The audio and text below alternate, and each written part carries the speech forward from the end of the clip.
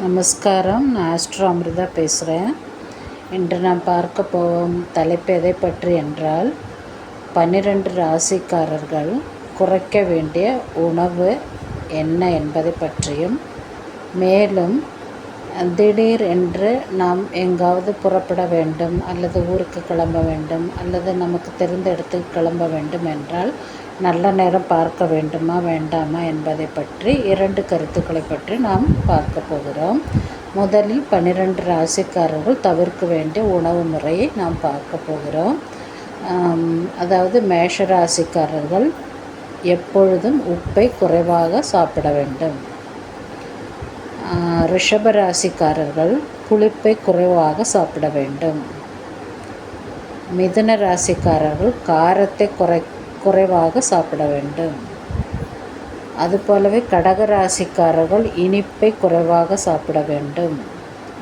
சிம்ம ராசிக்காரர்கள் கசப்பை குறைக்க வேண்டும். அதுபோலவே கன்னி ராசிக்காரர்களும் கசப்பை குறைக்க வேண்டும்.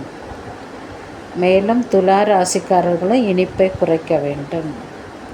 விருச்சிக ராசிக்காரர்கள் காரத்தை குறைக்க வேண்டும்.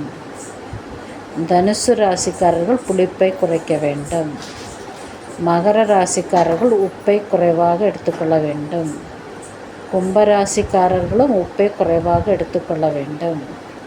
மீன ராசிக்காரர்கள் காரத்தை குறைவாக எடுத்துக்கொள்ள வேண்டும்.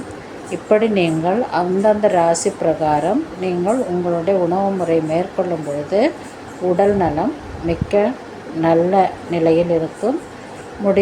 முடியும் வரை நீங்கள் இதை உங்கள் வாழ்க்கையில் மேற்கொண்டால் நிச்சயம் வாழ்க்கையில் உங்கள் உடல் நலம் நன்றாக இருக்கும்.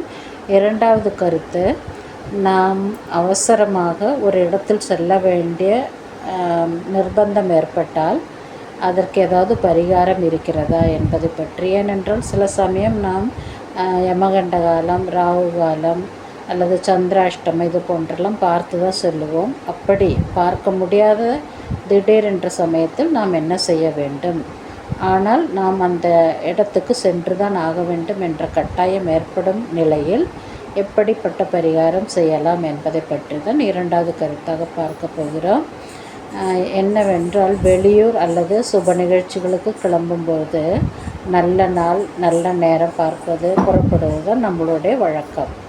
அன்றைய தினம் அவரவர் நட்சத்திரம் அல்லது ராசிக்கு சந்திராஷ்டம நாளாகவோ அல்லது யமகண்டம் ராகுகால நேரமாகவோ இருந்தால் பரிகாரம் செய்துவிட்டு கிளம்பலாம். எந்தவித பரிகாரம் செய்யலாம் என்றால், அருகிலுள்ள கோவிலில் விநாயகருக்கு சிதறு தேங்காய் உடைத்து வழிபாடு செய்துவிட்டு போகலாம். இல்லாவிட்டால் பசுவிற்கு வாழைப்பழம் தந்துவிட்டு புறப்படலாம். இதனால் பயணம் தடையின்றி இனிதாக அமையும். மேலும் அன்றாட பணிகளை செய்வதற்கோ அலுவலகம் செல்லுவதற்கோ நல்ல நாள் நல்ல நேரம் பார்க்க தேவையில்லை.